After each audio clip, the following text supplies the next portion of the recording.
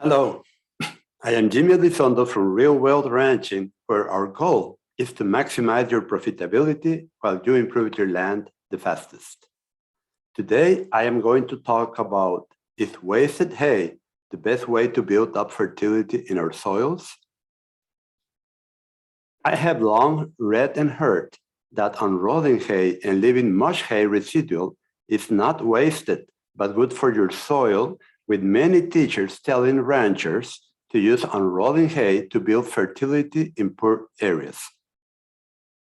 While this may be good advice if hay is used efficiently due to concentrating manure and urine in those spots, many have mistaken this for building a fertility program based on wasteful hay feeding, which for me is a mistake, as I am going to explain.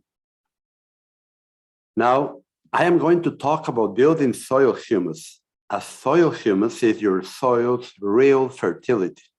And unlike available nutrients, it stays around for a very long time. How long? Up to 100 years. So it pays to build up humus. Let's start by defining that humus is a stable fraction of organic matter that cannot be further degraded by the action of microorganisms. This also means that organic matter, while valuable, is not all of it humus, but only a fraction of the organic matter is really humus. We need to remember that soil life is always digesting organic matter in the soil, and is the reason why it fluctuates while humus is more stable. For example, a good compost needs to have a minimum of 3% humus to be considered good enough. I have been building fertility in soils with livestock for a very long time, observing what makes plants grow healthier and better or not. And I have learned what makes a soil in good heart or vitality compared to one that is not. A very poor soil will be evident when seedlings require fertilizer to grow well. This means that humus is generally very low and no stored nutrients are in the soil or not enough to help the seedlings establish. My total grazing students know how humus in their soils are formed and how to grow more of it. If you want to watch a video explaining how, you can go to my YouTube channel under Real World Ranching and look up for the video called The Primacy of Living Roots in Forming Soil Organic Carbon. There, you will learn that our soil's organic carbon is formed mostly from the decomposed bodies of microorganisms that lived around the living roots fed by root exudates.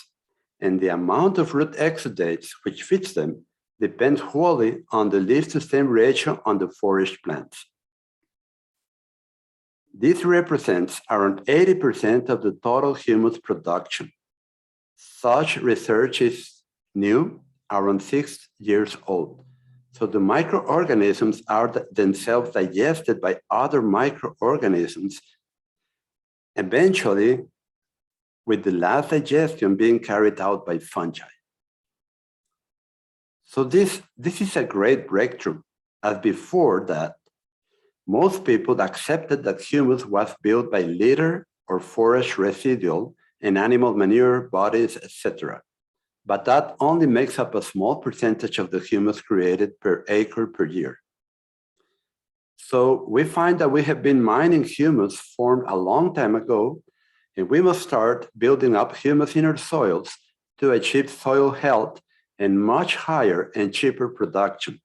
Humus is not only moisture, but it is also a storehouse for microorganisms, a nutrient reserve, and it also warms up the soil faster in spring and keeps it warm longer into the fall.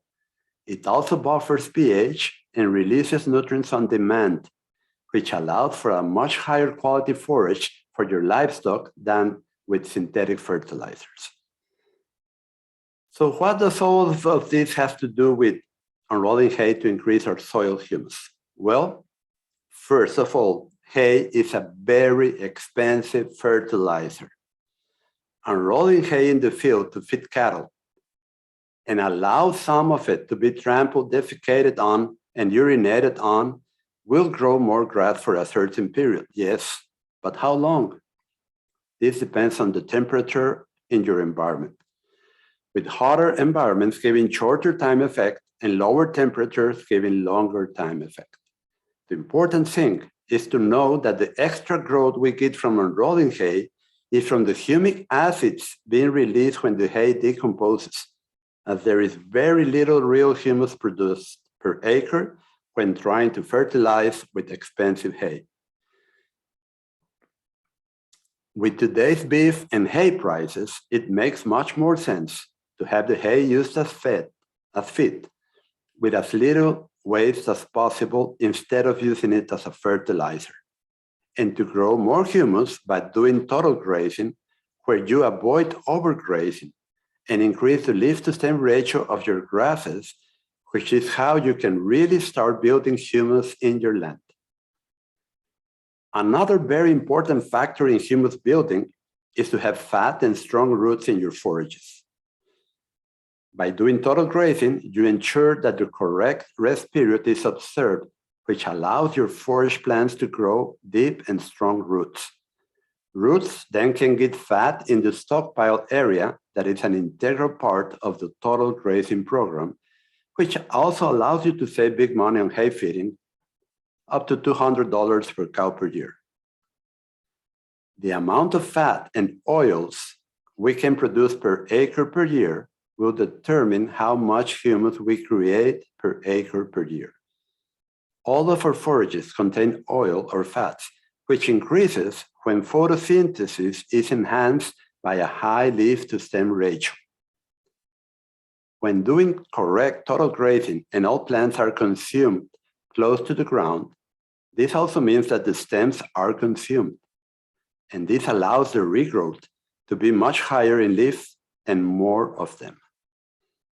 I know that many insist that leaving residue is good for the plant, but the truth is that the stems left behind by a lower efficiency harvest, grazing, continue to respire, depriving or consuming the plant of the energy needed for a vigorous regrowth of leaves.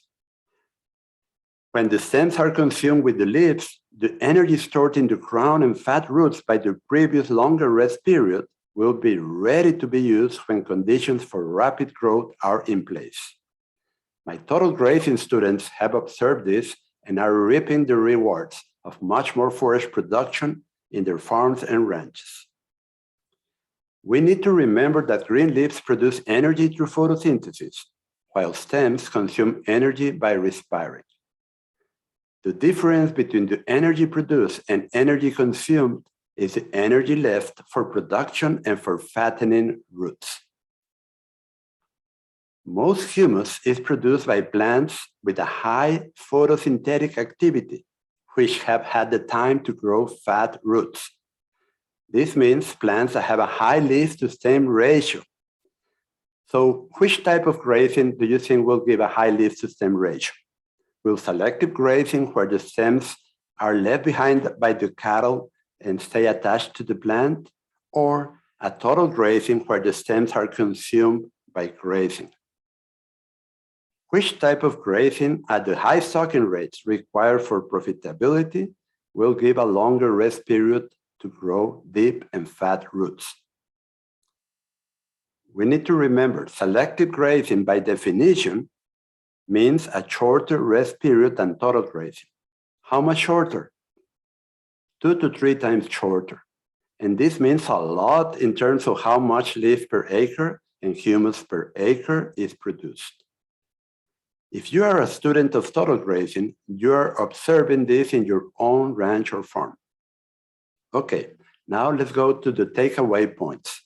Number 1, good quality hay is best used to feed livestock, with trample hay a very expensive fertilizer with the humic acids effect, short to medium leaves depending on temperature. This means use the hay as feed and try to waste as little as possible. Number 2, not all organic matter is humus. Humus is a stable fraction of organic matter that cannot be further degraded by the action of microorganisms. 3. Most humus or soil's real fertility is built by the decomposed bodies of microorganisms fed by root exudates, with their last digestion being carried out by fungi. 4. The amount of humus created per acre per year depends on the leaf-to-stem ratio of the forage and how long the rest period has been. Total grazing gives both higher leaf-to-stem ratio and longer rest periods. 5. This leaf-to-stem ratio is wholly dependent on the type of grazing, and the type of grazing or harvest efficiency attained determines how long the rest period is, with total grazing giving the highest harvest efficiency, which also gives the longest rest period. Okay, so goodbye. Make sure to subscribe to the podcast in Spotify, iTunes, or YouTube. You can also join us on the weekly email at www.rwranching.com/join. Have a great day.